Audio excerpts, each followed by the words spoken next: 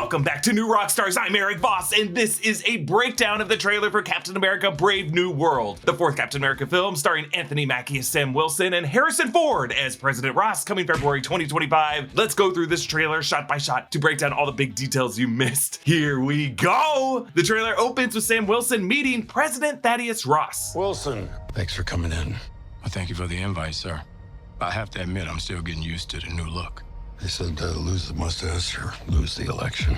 Harrison Ford now plays Thaddeus Ross. The character was previously played by William Hurt from 2008's Incredible Hulk to 2016's Captain America: Civil War, and in smaller appearances in Infinity War, Endgame, and Black Widow. William Hurt passed away in 2022. Harrison Ford has long been a figure suited to this genre, though. In the 1990s, he shifted from Indiana Jones films to playing Jack Ryan in Tom Clancy movies like Patriot Games and Clear and Present Danger. And while this never happened in any of Harrison Ford's Clancy movies, Jack Ryan does become the US president at some point in the books. It gets crazy. But of course, Harrison Ford then in 1997 appeared as the president in Air Force One. And that's the kind of like president equals action star nostalgia that I think Marvel is aiming for by putting Harrison Ford as president in this movie. Get off my plane. Thaddeus Ross was originally a general eager to bring back the super soldier program that created Captain America as he sought to contain the Hulk in the 2008 film, and he ended up unleashing Emil Blonsky as a juiced up super soldier who ended up taking an additional serum with Bruce Banner's blood that turned him into Abomination. And Abomination came back in She-Hulk, but the scientist who aided in that process was Samuel Stearns, aka Mr. Blue, played by Tim Blake Nelson, who returns in this movie as the green-skinned, hopefully large-headed The Leader. Yes, a full 17 years later, which is absolutely nuts to me. Now, in Captain America: Civil War, Thaddeus Ross was the Secretary of State, and he was trying to rein in the Avengers after the Battle of Sokovia in Avengers: Age of Ultron, and what was then the latest conflict in Lagos that opened Civil War. So when he says that we've had differences in the past, that's what he's referring to. At some point, Sam joined Natasha and Steve while they were basically government fugitives, and when Ross brings it up now, I love how Anthony Mackie just like lets his face drop, like, yeah, I haven't forgotten. Now, last year in Secret Invasion, the US president was established as President Ritson, played by Dermot Mulroney, but it seems like Thaddeus Ross has now beaten Ritson in the most recent presidential election. We last saw Sam Wilson in The Falcon and the Winter Soldier in April 2021 when he was dealing with the weight of Steve Rogers giving him the shield at the end of Endgame, and he teamed up with Bucky Barnes to fight the super soldier serum empowered Flag Smashers as well as US agent John Walker. That series ended with Sam embracing the title of Captain America with a new suit built for him by the Wakandans, but this movie's gonna put him in an even newer, bluer suit, yet we will see some early mission that will show him in a version of the white suit from the Wakandans. The whole idea of Vibranium versus a more powerful metal is going to be an important issue in this movie. As Sam enters the White House, President Ross stands between portraits of James Madison and Thomas Jefferson. On the far left is a portrait of Dolly Madison, who saved some important founding documents when the British burned the White House in the War of 1812. And on the far right, John Tyler, who took over the presidency after William Henry Harrison died after just a few months in office. And I kind of feel like these two on the far left and right might tell us something about this movie, like a White House being destroyed and a very, very short-term US president. Sam and Ross joking about his changed appearance reminds us of the moment in Iron Man 2 when Tony Stark and James Rhodes had that line, "Look, it's me, I'm here, deal with it, let's move on." Making a reference to the recasting in that Senate hearing. Thaddeus Ross then gives a speech to supporters behind bulletproof glass panels, and while modern presidents often do this for big outdoor settings as Secret Service protocol, the fact that these panels are so close and the camera focuses on them so clearly just tells us how unstable things are in America in the MCU right now. All the campaign signs read, "Ready, Ross!" The others show his photo rendered in an artsy way, kind of like a monochromatic version of the Obama 2008 Hope poster, but we don't see any vice president listed on any of the signs. I assume this would be like Ross's victory speech. Now Ross continues, You and I haven't always agreed in the past, but I want to make another run at making Captain America an official military position. And if we disagree on how to manage this situation,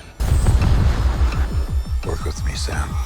Now, some inserts here hint at some military action. Let's break it down. We see some Japanese F-35s, and on the radar screen, we see what looks like Japanese fighter jets heading toward the Fifth Fleet in what looks like a hostile action. Yes, they might be on a mission together, but why would they be flying toward a US aircraft carrier? The Japanese and the US are allies, both in the real world and what seems like at the beginning of this movie, so what's going on here? Well, I'll tell you what they're fighting over.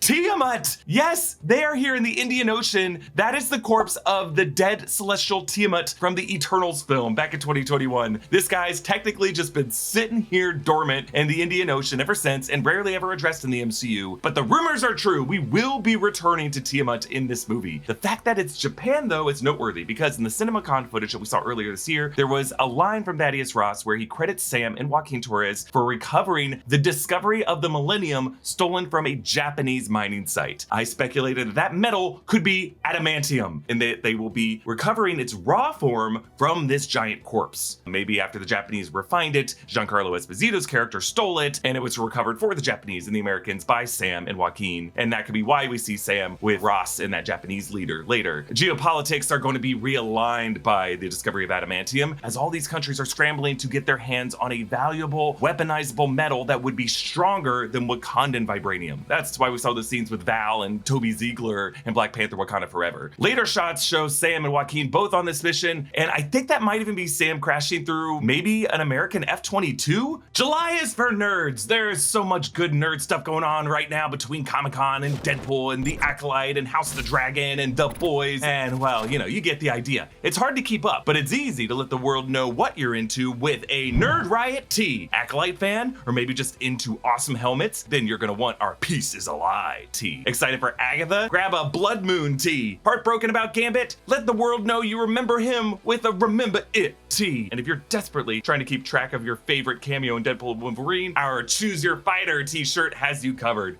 Gear up for nerd season at nerdriot.shop. It's the best way to support our channel. Now here is a shot of Shira Haas as Ruth Bat Saraf, who this movie is described as a former Black Widow spy and now a high-ranking government official. In the comics, she's an Israeli superheroine named Sabra. I don't know how much they're gonna go into that in this movie. I think they've kind of revised her origin story to be one of those Black Widow agents that was part of the network that we saw at the end of the 2016 Black Widow film. In this shot, she's sitting across from someone with a big old trembling arm. I think this might be our first shot of Thaddeus Ross as Red Hulk. She is staring him down, unafraid. Maybe she is the official who gives Ross the serum. So yeah, let's talk about it here. This trailer ends with the money shot of Red Hulk facing down Sam Wilson in Washington, D.C., catching and throwing down his vibranium shield. I love that the trailer just goes ahead to reveal this because it leaked in like McDonald's Happy Meal toys. So we've all basically known that it's gonna happen in this movie. Now it's peak cherry blossom season here, and it's just stunning. And this movie's gonna release on Valentine's Day. Those will be starting to be in bloom in the DC area. Also, I think that might be a cherry blossom branch in the pot on the table in the blue room when the president meets with Sam at the beginning of the trailer. So I think earlier scenes this way will establish this final showdown. So Thaddeus Ross becomes Red Hulk in the World War Hulk storyline. So Marvel fans have really been expecting Ross to take this step eventually ever since 2008. But why will he become Red Hulk in this movie? Who knows? It could be a move of desperation from a former soldier who wants to handle things himself. Maybe there will be a health issue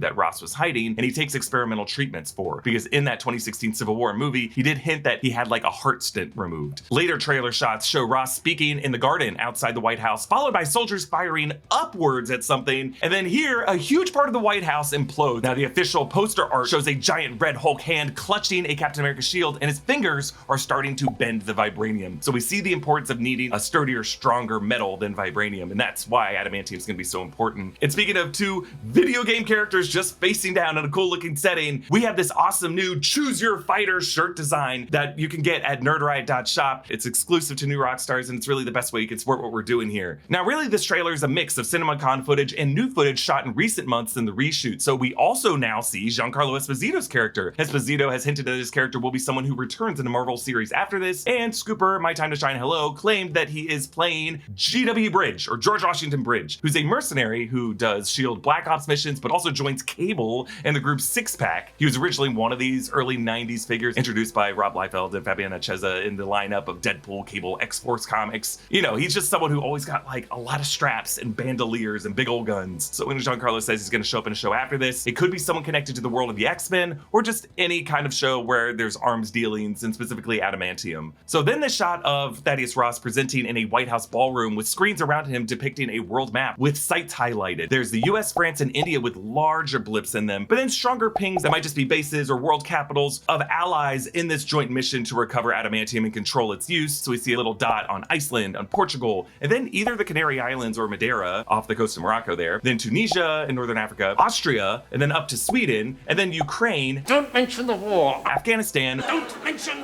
the war. Vietnam. I mentioned it once, but I think I got away with it. Mongolia and Somalia, and then in a later shot, that's definitely Australia and New Zealand. Now we see cameras, so I assume this is being televised, but I wonder if the bigger sites, like the orange rings, might be the sites where adamantium deposits were found, because Tiamut has been with Earth since as long as humans have been around. So it may just be that Tiamut's emergence is what caused us to discover this metal that's been under our feet all this time. And I've said in a lot of videos before, it is just interesting that Wakanda Vibranium came from a meteorite, and that this substance would have come from something from the cosmos. That maybe both Vibranium and adamantium were gifts from Marvel's gods of the Celestials to like empower and select Earth to be more fit to survive than other planets would be in the cosmos. Now, when it comes to this presentation, we later see Sam, Isaiah, and Joaquin at a global unity summit at the White House, and the photographer in the foreground has a green hand. So this must be Samuel Stearns, the leader, and he's posing as immediate personnel to trigger what happens next here. We see Sam sitting with Joaquin, and by the way, Joaquin's played by Danny Ramirez from Top Gun Maverick. He was Sam's US Air Force pilot buddy who becomes Falcon in The Falcon and the Winter Soldier, and they're sitting next to Isaiah Bradley, Carl Lumbly, who we also met in The Falcon and Winter Soldier. He was a former government super soldier, aka the Black Captain America, who was cruelly tortured and imprisoned and covered up by the US government until a nurse took pity on him and helped him break out. At the end of The Falcon and Winter Soldier, he seemed to be in a better place. He's taking his grandson Elijah to visit the Captain America exhibit at the Smithsonian, but now in this movie, something happens here to trigger him into a kind of brainwash, taking a Secret Service agent's gun and firing at the president. And we see how Isaiah still has his enhanced strength. He throws this guy across the room. Now the CinemaCon footage indicated that this was an audio frequency that plays throughout the room, and it brainwashes him, and that Isaiah won't be the only person affected. Other Secret Service agents will as well. And we see Sam fighting with one of those guys. So it's gonna be a big mess. And we're gonna follow Isaiah through the White House. He leaps through the window of the same room that we saw earlier. So Sam tells Ross in the Situation Room that his inner circle has been compromised. And then we see Sam and Joaquin in a different scene finding a grimy lab with medical equipment, a chair with straps, a gurney with straps, and a red light over it all. So likely this is where they turned Ross into Red Hulk. Now here, this is a part of the reshoot footage where Sam jumps and kicks two guys and rolls to stick the superhero landing. We saw him do this same move in the opening Lagos mission in Captain America Civil War, but there he used his wings to do it. Now he doesn't need his wings. In The Falcon and the Winter Soldier, Sam did not inject the super soldier serum, but maybe he will inject a version of it in this movie. I mean, he is going up against a Hulk. I feel like he needs it. Then another shot of Samuel Stearns, Tim Blake Nelson, with a bit of green on the back of his head as he says global powers are shifting. He went by Mr. Blue when he was corresponding with Bruce Banner in the 2008 Hulk film, and he's wearing a hat here. I just hope we give him a slightly enlarged head. Please, please, please.